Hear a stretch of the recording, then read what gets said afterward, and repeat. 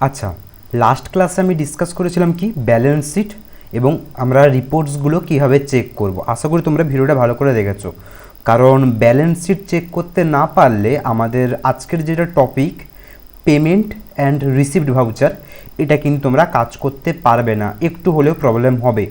কারণ অনেক রকম ইনফরমেশান আমরা কিন্তু ব্যালেন্স শিট থেকেও নেব। তো ব্যালেন্স শিট কী হয় না হয় এটা আমি আগের ক্লাসে বলেছিলাম, ভালো করে ওটা দেখবে, ভালো করে পড়তে জানবে ব্যালেন্স শিট কোনটা থেকে আমরা কোন তথ্য দেখতে পারি। এছাড়া আমরা ডিসপ্লে রিপোর্টসের মধ্যে থেকে কীভাবে তথ্যগুলোকে আমরা চেক করতে পারি, এটা তোমরা ভালো করে দেখবে। এবার দেখো, আজকে যেটা টপিক হচ্ছে আমাদের কাছে পেমেন্ট অ্যান্ড রিসিভড ভাউচার। আমি আগের ক্লাসে তোমাদের ডিসকাস করেছি, আগের কয়েকটা ক্লাসে purchase and sales voucher. Voucher মানে কী হয় আমাদের কাছে রসিদ কাটা, যে জিনিসকে আমরা কীভাবে কিনবো, পারচেস করব, জিনিসকে কীভাবে আমরা বিক্রি করব, অর্থাৎ আমরা সেল করব। এবার যে জিনিসটা আমরা কিনেছিলাম এবং যে জিনিসটা আমি বিক্রি করেছি, তাদের যে টাকা পয়সার লেনদেনটা, ওটা আমরা পেমেন্ট এবং রিসিট ভাউচারে করে থাকি। যেমনটা হচ্ছে, আমি যে পারচেস করেছিলাম, পারচেস তো আমি করেছি, কিন্তু ওর পরিবর্তে আমাকে তো পার্টিকে টাকা দিতে হবে। আমি যখন কোনো জিনিস কিনবো তার পরিবর্তে আমি তো টাকা দেব, কিন্তু ওই টাকা কিন্তু এখন অবধি আমি দেইনি। বা আমি যাকে সেল করেছি সেই কাস্টমার তো আমাকে টাকা দেবে, কিন্তু সেই টাকা কিন্তু আমি এখন অবধি পাইনি। অর্থাৎ পারচেস এবং সেলস ভাউচারে এন্ট্রি করা মানে এটা নয় যে টাকা পয়সারও লেনদেন হয়ে যাচ্ছে, ওটা জাস্ট কিন্তু স্টক এক্সচেঞ্জ হয়। পারচেস করলে স্টক ঢুকলো, সেলস করলে স্টক বেরোলো, কিন্তু ওদের যে টাকার অ্যামাউন্টটা, টাকাটা যে তুমি দেবে বা টাকাটা যে তুমি যে নেবে, ওটা কিন্তু এক্সচেঞ্জ হয় না বা ট্রানজ্যাকশন হয় না। তো আজকে আমরা শিখবো কি পেমেন্ট কীভাবে নিতে হয় আর রিসিপ্ট কীভাবে আমাদের কাছে করতে হয়, অর্থাৎ আমরা কীভাবে রিসিপ্ট করবো আর আমরা কীভাবে পেমেন্টটাকে করব। তো এগুলো আমরা আজকে ভালো করে শিখবো। তো দেখো, পেমেন্ট এবং রিসিপ্ট শিখতে গেলে আমাদের প্রথমত আগে ব্যালেন্স শিটের মধ্যে আমরা একবার চলে যাই। এখান থেকে ব্যালেন্স শিটের মধ্যে আমরা এখানে গেলাম। ব্যালেন্স শিটের মধ্যে কেন যাওয়ার প্রয়োজন, আমাকে আগে বুঝতে হবে যে আমি কার কার কাছ থেকে টাকা নেব আর কাকে কাকে আমি টাকা দেবো। অর্থাৎ আমরা পেমেন্ট কাকে করব, যাদের কাছ থেকে আমরা জিনিস কিনেছিলাম তাকে আমি পেমেন্ট করব, আর যাদেরকে আমরা জিনিস বিক্রি করেছিলাম তাদের কাছ থেকে আমি কী করবো, টাকাকে রিসিভ করবো, কারণ তারা তো আমাকে টাকা দেবেই। যাদেরকে আমি জিনিস বিক্রি করেছি তারা তো আমাকে টাকা দেবে, তো ওটা আমি কী করবো, রিসিভ করব। আর যাদের কাছ থেকে আমরা জিনিস কিনেছিলাম তাদেরকে আমি কী করবো, টাকা দেবো, অর্থাৎ আমি পেমেন্ট করব। এবার ওই পার্টিগুলো কারা কারা, আমাদের কাছে তো অনেক ধরনের পার্টি আছে, সেলস পার্টি আছে, পারচেস পার্টি আছে। আমি বুঝবো কী করে কাকে টাকা দেবো আর কার কাছ থেকে বা টাকা নেবো।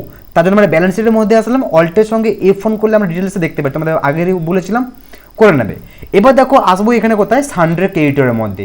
বলেছিলাম সানডে ক্রেডিটর কারা হয়, এটা কখন মানে আমরা যখন আমরা পারচেস করি, তাই না? পারচেস করার সময় পার্টির অর্থাৎ অ্যাকাউন্টের লেজারের আমরা কি দিই, সানডে ক্রেডিটর দিই। তাহলে সানডে ক্রেডিটরের মধ্যে যারা আছে তারা কে, আমাদের কাছে পারচেস পার্টি। তাহলে এদের কাছ থেকে আমি স্টকগুলোকে কিনেছিলাম, তাহলে এদেরকে আমরা কী করবো, পেমেন্ট করব। রিসিভ তো করবো না, অবশ্যই এর কাছ থেকে আমি জিনিস কিনেছি মানে কি, একে আমি টাকা দেবো, উল্টে তো আমি এর কাছ থেকে টাকা নিয়ে নেবো না আবারও। তো এ আমাকে জিনিস দিয়েছিল, একে আমি টাকা দেবো। তো সানডে ক্রেডিটের মধ্যে গেলাম, দেখো দেখাচ্ছে 1,54,000 টাকা বাঁচে। এর মধ্যে দেখবো কারা কারা আছে, এটা তো গ্রুপ আকারে দেখাচ্ছে। এর মধ্যে ঢুকবো, দেখো দেখাচ্ছে রোহিত গুপ্তা এত টাকা, শুভম ট্রেড এত টাকা। তো এরা হচ্ছে আমাদের কাছে পার্টি, পারচেস পার্টি। এদেরকে আমাকে পেমেন্ট করতে হবে, টাকা দিতে হবে। এসব করে ব্যাকে আসলাম এবং আমরা এদিকে আসবো। এদিকে দেখা যাচ্ছে সানডে ডেপ্টর্স। সানডে ডেপ্টর্স কারা হয়, সানডে ডেপ্টর্স হচ্ছে তারাই যাদেরকে আমরা সেল করেছিলাম। এবার সেল যেহেতু করেছি তারা আমাকে টাকা দেবে, অর্থাৎ জিনিস নিয়ে গেছে টাকা দেয়নি, টাকা দেবে। আর সে যদি টাকা দেবে তাহলে আমার কাছে কী হবে, টাকাকে রিসিভ করবো আমরা টাকাটাকে, এবং টাকাটা রিসিভ আমি কার কাছ থেকে করবো, সানডে ডেপ্টরের মধ্যে ঢুকে যাই। দেখতে পাচ্ছি সায়কগিরির কাছ থেকে এত টাকা এবং সুজিত প্রামাণিক কাছ থেকে আমরা এত টাকা আমরা টাকাটাকে রিসিভ করবো আমরা, ঠিক আছে? এই জন্য ব্যালেন্স শিট প্রয়োজন আমাদের কাছে, কার কাছ থেকে টাকা নেবো আর কাকেই বা আমরা টাকা দেবো। তাহলে কি হলো, সানডে ক্রেডিটরে যারা যারা রয়েছে এরা হচ্ছে পারচেস পার্টি, তাহলে এদেরকে আমরা টাকা দিতে হবে, কারণ এদের কাছে জিনিস কিনেছিলাম আমরা। তো দেখতে পাচ্ছি যে এরা রয়েছে, তাহলে এদের কাছ থেকে আমি টাকা এদেরকে আমি টাকা দেবো। তো দেখতে পাচ্ছি কোন ব্যক্তি কত করে টাকা দেবো, আর সানডে ডেপ্টরের মধ্যে গেলে দেখতে পাচ্ছি এই ব্যক্তি এদের কাছ থেকে আমি টাকাকে নেবো, অর্থাৎ আমি রিসিভ করবো। এবার দেখো, আমি যদি কাজ করতে চাই আমরা তাহলে যাবো কোথায়, ভাউচারের মধ্যে যাবো। এখান থেকে ভাউচারের মধ্যে যাবো, দেখো বাই ডিফল্ট পেমেন্ট ভাউচার খুলে যায়। আমরা শিখবো কি পেমেন্ট অ্যান্ড রিসিভড ভাউচারে, পেমেন্ট যাকে আমরা টাকা দেবো আর রিসিভ যেখানে আমরা টাকা নেবো। পরিষ্কার ভালো করে ক্লিয়ার রাখো, যখন ব্যবসাতে টাকা ঢুকবে সেটা যেভাবেই ঢুকুক না কেন, ব্যবসাতে টাকা ঢোকা মানে হচ্ছে পেমেন্ট, ব্যবসা থেকে টাকাটা বেরিয়ে যাওয়া মানে হচ্ছে পেমেন্ট, ব্যবসাতে টাকা ঢোকা মানে হচ্ছে রিসিপ্ট। টাকা যেভাবেই আসুক না কেন ম্যাটার করছে না, ভালো করে বোঝো, টাকা যেভাবে আসুক না কেন ম্যাটার করছে না। টাকা যদি আমাদের কাছে ঢুকছে, অর্থাৎ ব্যবসাতে যদি টাকা ঢুকছে, তাহলে সেটা আমাদের কাছে কী হবে, রিসিপ্ট হবে। টাকা যদি ব্যবসা থেকে যদি বেরিয়ে যাচ্ছে, তাহলে আমাদের কাছে পেমেন্ট হবে। এবার আমি যদি পার্টিকে যদি টাকা দেই, যেমন পারচেস পার্টিদের আমি যদি টাকা দেবো, তখন কী হচ্ছে, টাকাটা আমাদের দোকান থেকে মানে অর্থাৎ ব্যবসা থেকে বেরিয়ে যাচ্ছে, তাহলে আমাদের কাছে কী হবে, পেমেন্ট হবে। যখন আমি কাস্টমার কাছে টাকা নেব, তখন টাকা ঢুকছে, তাহলে আমাদের কাছে সেটা কী হবে, রিসিপ্ট হবে। এবার দেখো, পেমেন্ট রিসিভ করতে গেলে আমাদের একটা জিনিসের প্রবলেম হবে, সেটা হচ্ছে কি ডেবিট অ্যান্ড ক্রেডিট সিস্টেম। ঠিক আছে, ডেবিট অ্যান্ড ক্রেডিট সিস্টেমে কিন্তু আমাদের এখানে কাজ হয়। এবার ডেবিট অ্যান্ড ক্রেডিট সিস্টেম তুমি এখানে অপশানটাকে অন করবে কি করে, তার জন্য দেখো এখন তুমি যদি পেমেন্ট ভাউচার খেয়াল করো, এখন দেখো কোনো ডেবিট অ্যান্ড ক্রেডিট সিস্টেম এখানে কোনো অন করেনি। জাস্ট দেখো এখানে পেমেন্ট ভাউচার এখানে দেখো দেখাচ্ছে, জাস্ট দেখাচ্ছে পেমেন্ট ভাউচার। মনে রাখবে পেমেন্ট ভাউচার যদি কাজ করতে, তাহলে পেমেন্ট ভাউচারই খুলে রাখবে, এখানে খেয়াল করবে ভাউচারটা কোন ভাউচার খোলা আছে। তো দেখো পেমেন্ট ভাউচার দেখাচ্ছে, এখানে কি দেখাচ্ছে, অ্যাকাউন্ট বলে কিছু দেখাচ্ছে, ওখানে পার্টিকুলার্স দেখাচ্ছে। ডেবিট ক্রেডিটে কিন্তু কোনো রুলস এখানটা নেই, তোমাকে ডেবিট ক্রেডিটটাকে এখানে অন করতে হবে। তো দেখো অন করবো কি করে, পাশে দেখো নিচের দিক করে কোণে দেখতে পাবে F12 বলে এখানে দেখো একটা দেখো লেখা রয়েছে কনফিগার বলে। তো তোমরা এর উপরে এখানে ক্লিক করবে, এর উপরে ক্লিক করার পর দেখতে পাবে তোমাদের কাছে এরকম একটা অপশন খুলে গেছে। এখান থেকে তোমরা দেখতে পাচ্ছ use DRCR instead to by during voucher entry.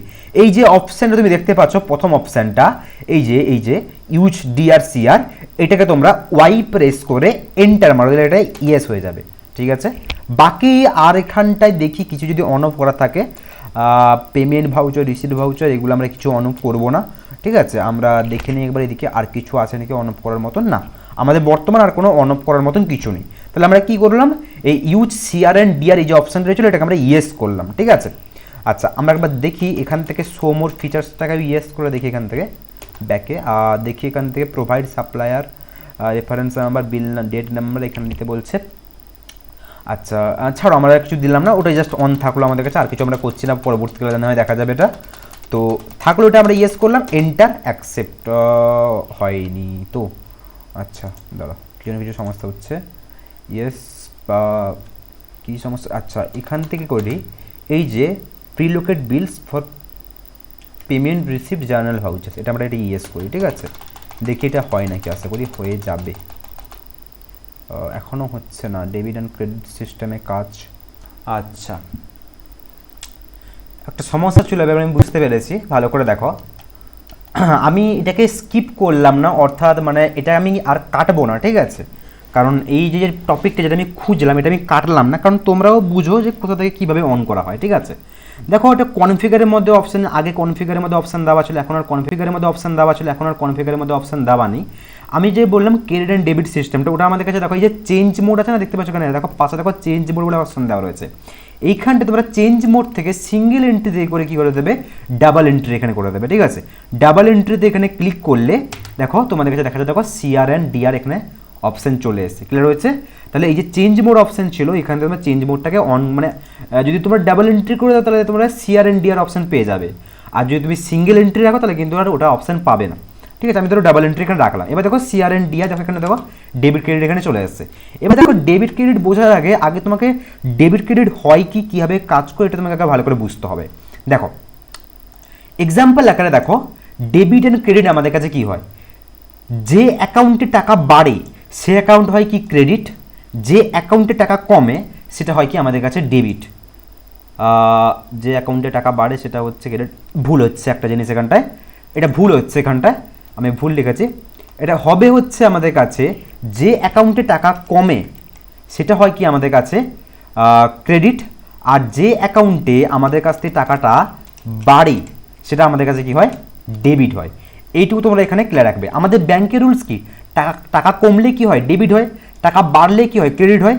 এখানটায় উল্টো, এখানে কি হচ্ছে, যে অ্যাকাউন্টে টাকাটা কমবে সেটা হবে কি ক্রেডিট, যে অ্যাকাউন্টে টাকাটা বাড়বে সেটা হবে আমাদের কাছে কি ডেবিট। এইটুকু তোমরা খেয়াল রাখবে। ঠিক আছে, এক্সাম্পল আকারে সাপোজ ধরো তুমি আমার পার্টি, তুমি আমাকে টাকা দেবে, তাহলে এখানে কজন ব্যক্তির ট্রানজ্যাকশন হচ্ছে, এক তোমার ট্রানজ্যাকশন, একটা আমার ট্রানজ্যাকশন, অর্থাৎ এখানে কজনের মধ্যে টাকা পয়সা লেনদেন চলছে, এখানে দুজনের পক্ষে টাকা পয়সা লেনদেন চলছে।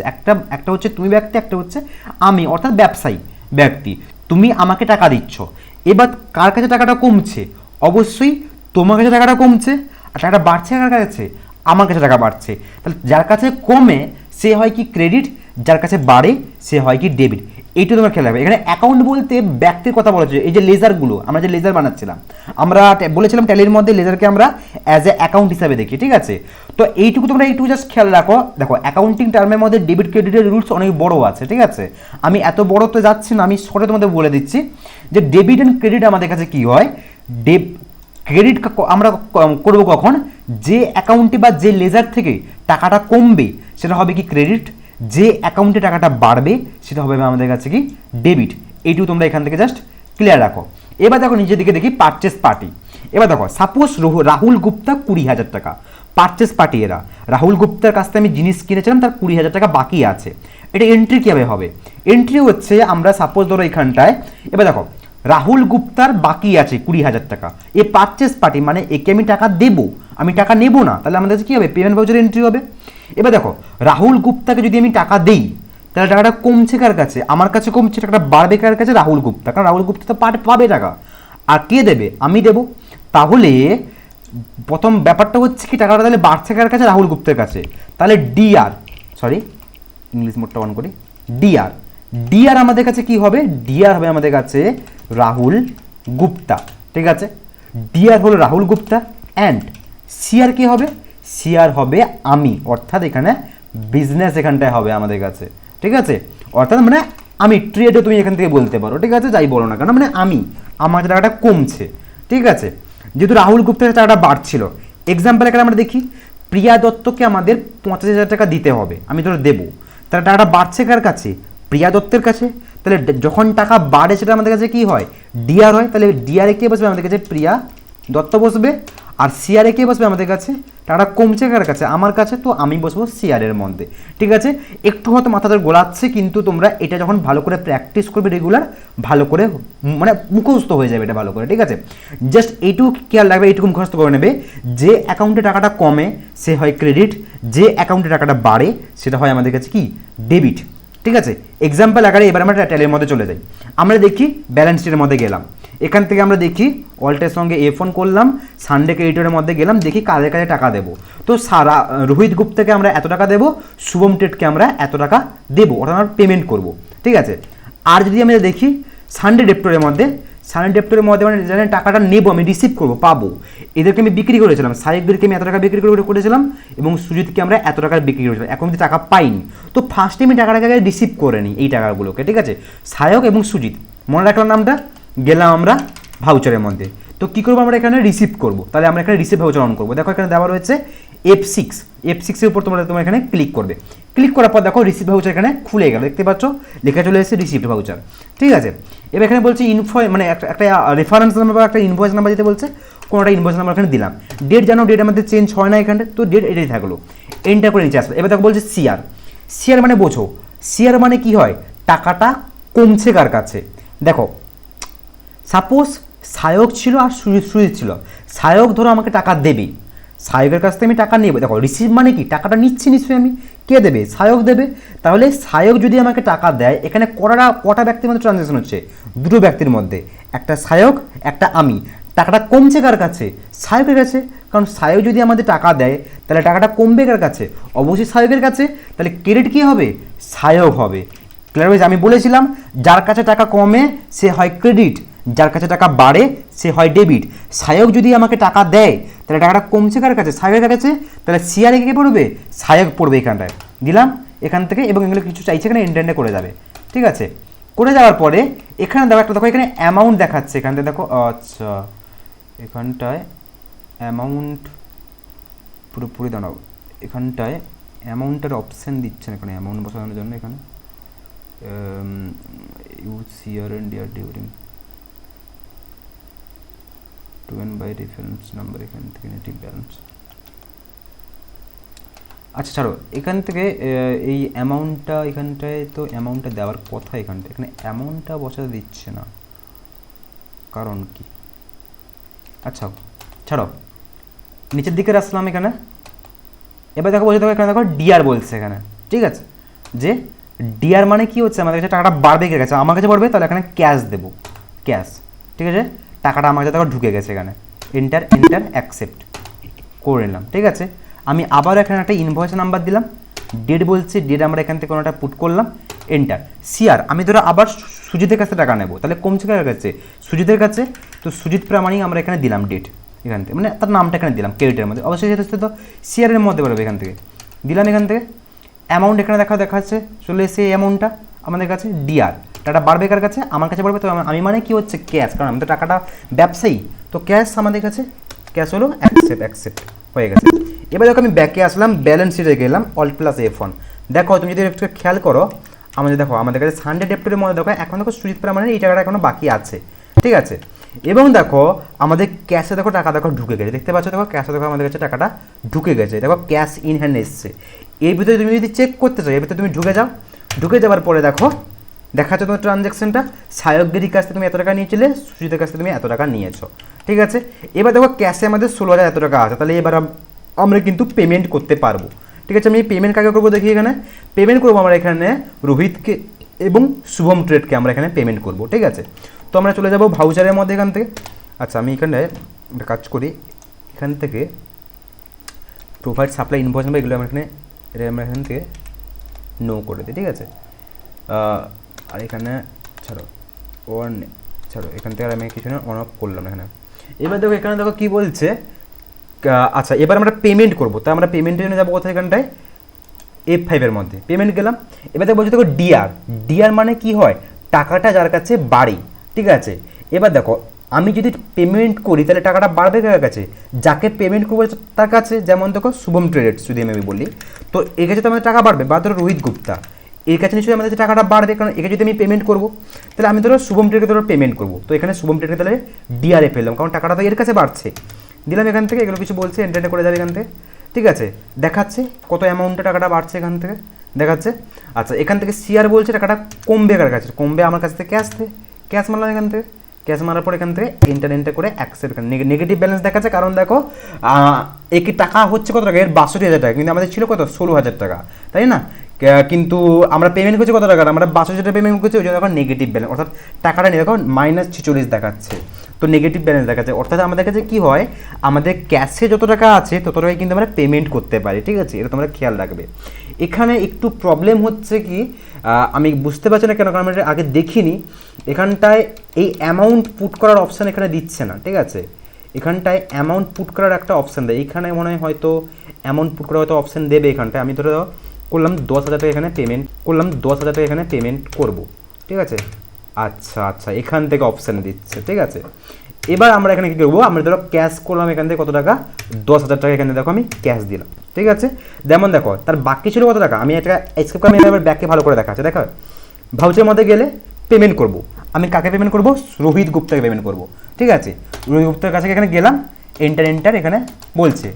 এবার দেখো ব্যাপারটা হচ্ছে, ব্যাকে আসলাম আমি আবার, দেখো রোহিত গুপ্তা বাকি আছে কত টাকা? 51,000 টাকা, আমাদের ক্যাশে কিন্তু 16,000 টাকা বাকি পড়ে আছে, তাহলে আমি নিশ্চয়ই পুরো টাকা পেমেন্ট করতে পারবো না, তাহলে 51,000 টাকা বাকি আছে, কিন্তু আমি এককালীন থোড়ি টাকা দেবো পুরো টাকা, তো আমি তো এখন 10,000 টাকা দেবো, তাহলে আমি এখানে 10,000 এখানে লিখে দিলাম, ঠিক আছে। দিলে দেখো 10,000 টাকা আমাদের কাছে চলে যাবে। এবং এখানে সিআর বলছে, সিআর মানে টাকাটা কমবে কাছে আমার কাছে, মানে ক্যাশ থেকে এখানে দিলাম, দেখো 10,000 টাকা কেটে গেলো। আর এখন ক্যাশে কত কাছে কারেন্ট ব্যালেন্স? 6,465 টাকা আমাদের কাছে ক্যাশে কারেন্ট ব্যালেন্স, কারণ 16,000 ছিল, 2,000 বেরিয়ে যাচ্ছে, কেটে যাচ্ছে। এন্টার অ্যাকসেপ্ট দেখো টাকাটা কেটে গেছে আমাদের কাছে, ঠিক আছে।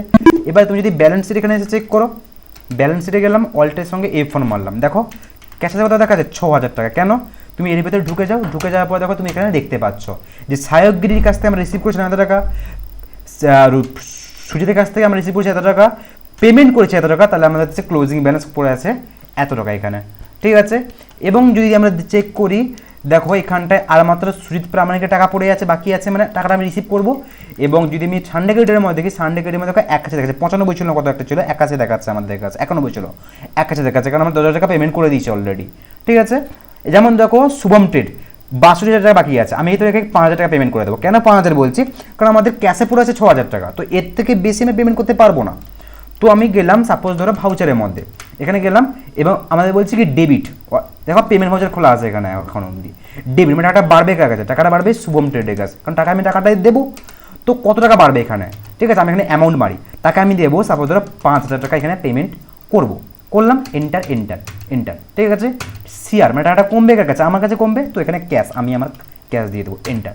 দেখো টাকাটা কেটে গেল, সঙ্গে সঙ্গে দেখো কারেন্ট ব্যালেন্স দেখো কমে গেল, 1450 টাকা আমাদের কাছে পড়ে আছে। ঠিক আছে, এন্টার করে দাও, অ্যাকসেপ্ট, টাকা দেখো কেটে গেল। এবার তুমি যদি চেক করো আবার ব্যালেন্স শিটের মধ্যে আসো, এখানে অল্টের সঙ্গে এ ফোন করো, দেখো এখানটায় সানডে ক্রেডিটর দেখতে পাচ্ছ, এখানটায় শুভম ট্রেডে দেখো টাকা কমে গেছে।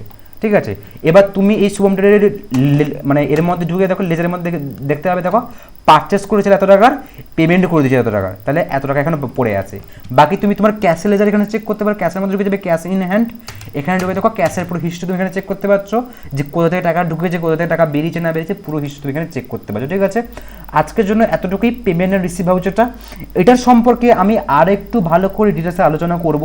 ঠিক আছে, যেহেতু আমার কাছে একটু সময় নেই, এই জন্য আমি আজকে খুব একটা ভালো করে মানে আলোচনা করতে পারছি না। ঠিক আছে, তোমরা মোটামুটি যে যতটুকু বুঝতে পেরেছো এইটার উপর একটু প্র্যাকটিস করো, যদি কিছু প্রবলেম থাকে আমাকে বলবে, আমি পরে আরেকবার না হয় পেমেন্ট রিসিপ্টের উপরে ভালো করে একদম একটা ক্লাস কিন্তু দিয়ে দেবো। ঠিক আছে, প্র্যাকটিস করো ভালো করে, অসুবিধা হলে আমাকে কিন্তু জিজ্ঞেস করে নিও। ঠিক আছে, আর একটা কথা ভালো করে ক্লিয়ার রাখবে কি, যে অ্যাকাউন্টে টাকাটা কমে সে হয় ক্রেডিট, যে অ্যাকাউন্টে টাকাটা বাড়বে সে হবে কি ডেবিট। ক্লিয়ার?